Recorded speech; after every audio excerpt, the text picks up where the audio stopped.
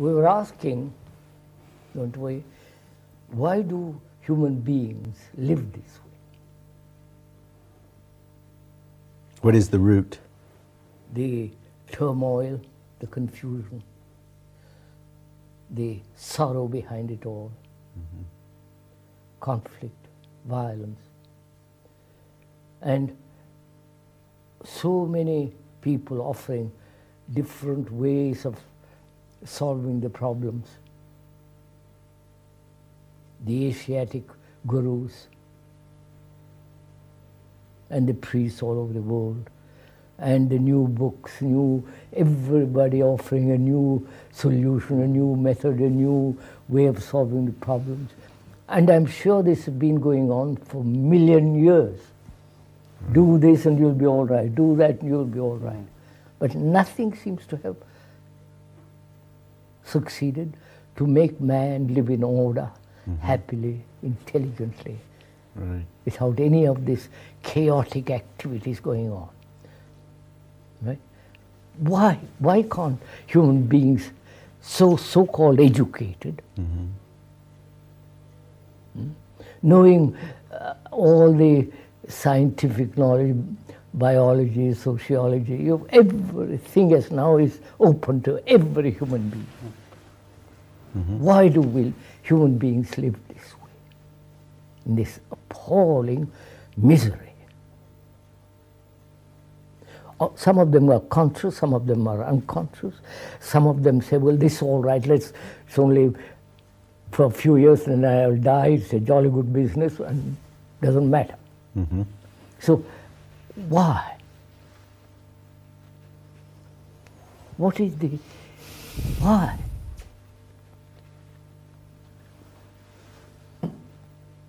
Well, I've often said that they do it because it gives them the very sorrow, the very turmoil, the very problems themselves is the security. I mean, I wouldn't. That doesn't. No, I don't really think so. I think people just get used to it. I mean, they miss anything they're used to, but that's, in other people get used to scrap fighting, and and they miss it when they don't have it. But that isn't the primary reason, in my view. I mean, why they got started. What's the primary reason? Well, that's what we wanted to. That's what we're But I just exploring. feel that whatever happens, you'll get used to it, and you come to miss it after a while, just because you're used to it. But that doesn't explain why it's there. I was reading the other day, some writer saying, historically, 5,000 years, historically, there have been 5,000 wars. Thousands of people killed, millions killed, women crying. You follow the whole, and still we are going on. That's right. I had the same experience. One time I was working and a guy said to me that he wanted to go to Vietnam to fight because otherwise his life was every night at the bar. I know, but that isn't the reason. Why? No, that's not the reason, but there's something, we hold on to the conflict and the sorrow. Is it we like it? No, it's not that we like it, it's that we almost like not liking it. There's a kind of orientation, a kind of, I know my conflict, I know where I'm at. No, have we all become neurotic? Yes. Huh? The whole thing is neurotic. Are you saying that? Yes. The whole society is neurotic. Which means entire humanity is neurotic? I think so. I mean, this is the argument we have all the time. Is the society sick?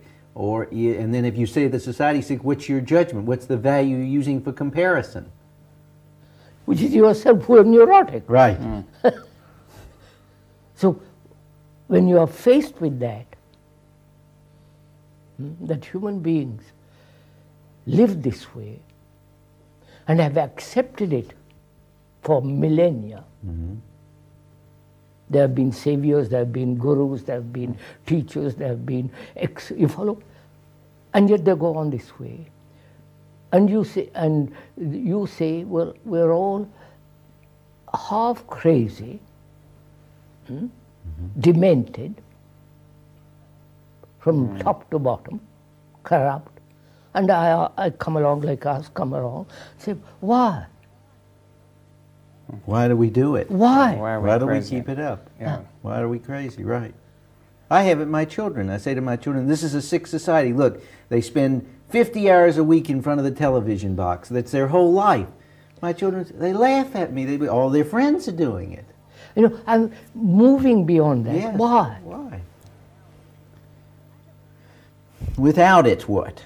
I know, no, not without it, what? Why? That's first? what we run into. No, well, no, that's merely a secondary effect. Secondary, yeah. You see, I think that we get to depend on it, as we were saying this morning, to occupy us and so on, and Vietnam might seem some release from the boredom of the pub or whatever, but that's secondary. And also, when I go to Vietnam or fight war, there is all responsibilities taken away from me. Somebody else is responsible, the generals. Right. In the old days, people used to think that war would be a glorious thing. You see, that when the war started in England, everybody was in a state of high elation. Exactly. They didn't know what was in store, you see. And they're all united. Mm-hmm. And, So, why? Why?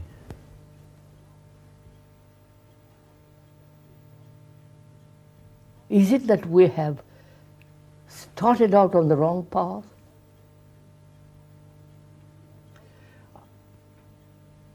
That's Or only part of is it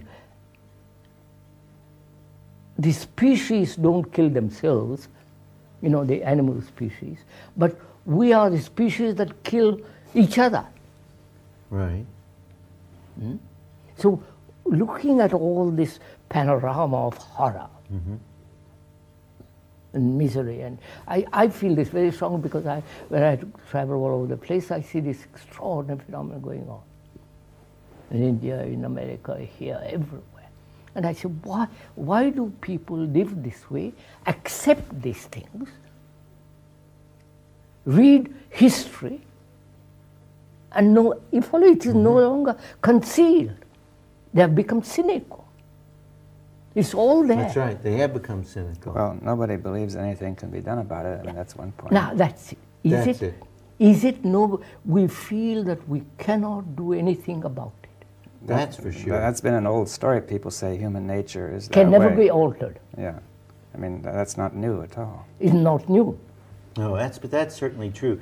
That people feel, or we feel, I mean, let's not say people, we feel that, like I said this morning, that this is the way it is. This is the way we live. I know, but why don't you change it? Why don't we change it?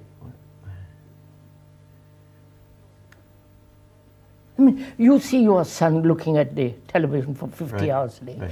You see your son going off to Vietnam, killed, maimed, blinded. For what? Right. Sorry.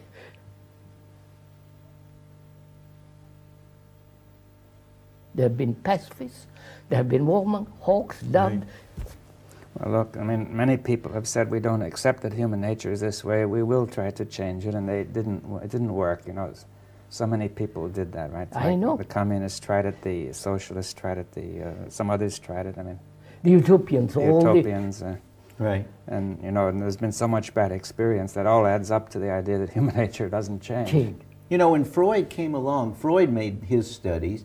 He never set up psychoanalysis as to change people. He said, we can only study about people. We'll never help I'm them. not interested. I know now. I don't have to read Freud or Jung or you or anybody. It's there right in front of me. Right.